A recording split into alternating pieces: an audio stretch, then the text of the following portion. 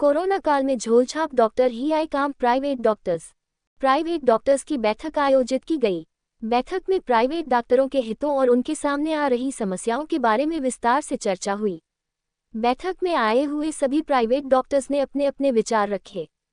उपनगरी सराय तरीन हयात नगर रोड पर स्थित बीडी स्कूल में प्राइवेट डॉक्टर्स की बैठक आयोजित की गई। मगर प्राइवेट डॉक्टर्स इस कार्यक्रम में न तो अपना कोई संगठन बना सके और न ही कोई अध्यक्ष चुन सके। इतनी बड़ी संख्या में डॉक्टर्स जमा होने के बाद भी अपना अध्यक्ष का न चुनना और संगठन का निर्माण न होना प्राइवेट डॉक्टर की लापरवाही दर्शाता है। प्राइवेट डॉक्टर्स की आयोजित बैठक में संगठन के वरिष्ठ पदाधिकारी डॉक्टर्स ने कहा कि जिस तरह प्राइवेट डॉक्टर्स को झोलाछाप डॉक्टर्स कहकर प्रताड़ित किया जाता है, ये कहना निंदनीय है। ये सर्वथा गलत है, क्योंकि कोरोना काल में जब बड़े बड़े डॉक्टर गायब रहे, उस समय केवल झोलाछाप डॉक्टर ही लोगों के लिए सहायक बने और मरीजों का घर घर जाकर इलाज किया। हमेशा ही लोग झोलाछाप डॉक्टर को गलत दृष्टि से देखते हैं।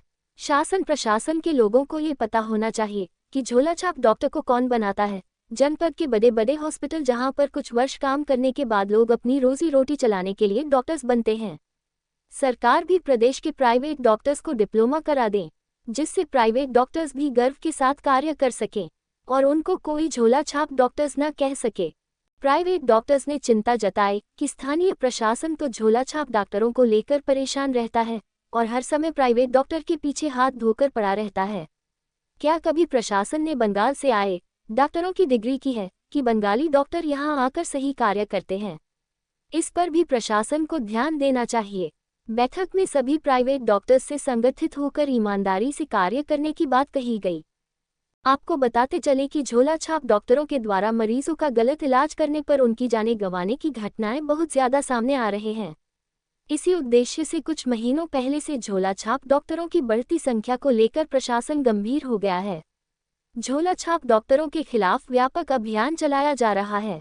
अभियान की सफलता के लिए स्वास्थ्य विभाग ने ताबड़तोड़ छापेमारी करने की योजना बनाई गई है। संभल से उन्होंने काफी प्रयास किया, जो उनका एक्सपीरियंस है और जो भी उन्होंने आया है 4 वर्ग का, बिल्कुल अभी जस्ट टेलीफोन आया है, अभी मैं बात कर रहा था। अगर हम अनुशासन में होंगे और अनुशासित होंगे, इतना मरा गिरा कोई नहीं है जो 100 रुपए 200 रुपए इस पर खर्च ना कर सके।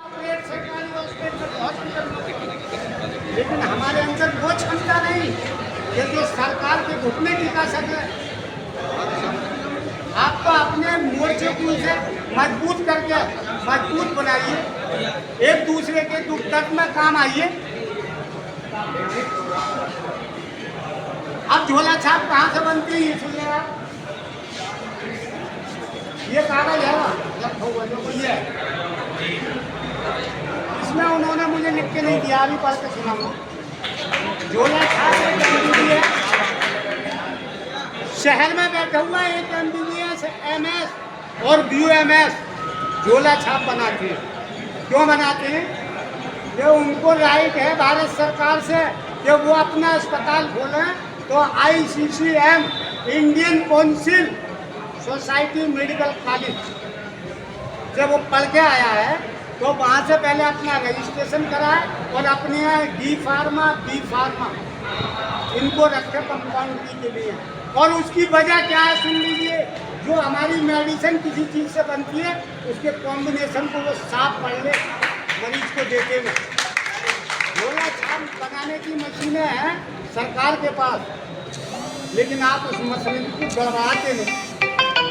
रजिस्टर्ड होने के बाद में इसमें कुछ पद भी दिए गए हैं, वो हम आप लोगों की बात आगे तक बढ़ाएंगे। जब तक संस्था नहीं होगी, और संस्था चलाने के लिए जाहिर सी बात है फंड भी चाहिए, सब लोगों का चंदा भी चाहिए अपनी। जी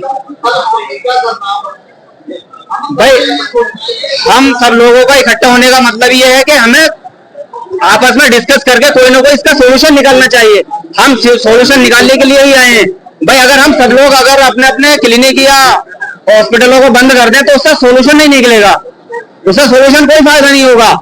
तो हमारा इकट्ठा होने का मतलब सिर्फ ये है कि आप सब, ये बहुत बड़ी वाली बात है। मैं आप सभी का बहुत बहुत धन्यवाद करता हूं कि आप जो है कि नीचे बैठे हुए हैं सब। बहुत बड़ी वाली बात है, ये बहुत बड़ी बात है।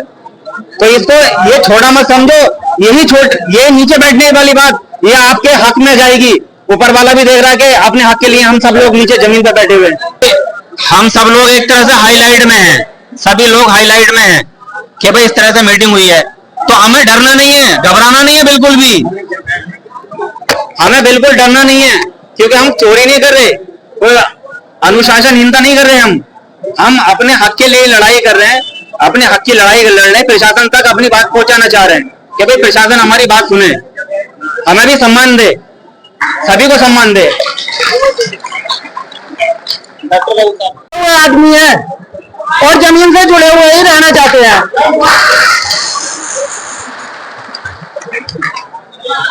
संस्था को या किसी भी यूनियन को आगे बढ़ाने के लिए एकता ही जरूरी होती है। और एकता का मतलब ये होता है कि अगर फाइनेंशियली सपोर्ट यहाँ पे किसी को मिलती है तो फाइनेंशियली सपोर्ट सब लोग करने के लिए तैयार होने चाहिए। या जो पिछली सबसे पहली मीटिंग हुई थी, आज मैं आप लोगों के सामने यहाँ पे एक बात रख देता हूँ। जो सबसे पहली मीटिंग हुई थी, उस मीटिंग के अंदर जो 17 लोगों के नाम गठित हुए थे, आज ये हो रहा है जो हमारे रोजगार व्यक्ति हैं और ये डॉक्टर बैठे हुए हैं संभ्रांति अपने पद पर, इनके लिए प्रताड़ित किया जा रहा है। उनके लिए हमें सरकार से और हमारे प्रशासन से ये मांग है कि हमारे लिए भी कुछ ना कुछ सोचा जाए और योग्यता के अनुसार हमें सर्टिफिकेट दिया जाए। जी कहाँ के लोग हैं? ये हमारे जिला संभल का सभी संगठन मौजूद है, पूरी तहसील के, हमारे सब संगठन तहसील के नहीं, बाहर से भी है हमारे। काम हो रहा है जी संगठन का नाम आज हमारी मीटिंग जो इकट्ठी हुई है, हम आज अपना पूरा तय कर लेंगे क्या हमें करना है, हमें संगठन का क्या नाम देना है। उसके बाद में हमारी क्या मांगे आप? हमें ये है जो हमें परेशान करा जा रहा है, प्रताड़ित करा जा रहा है, वो हमें स्वतंत्रता मिलनी चाहिए और हमारा काम रोजगार आगे बढ़ना चाहिए।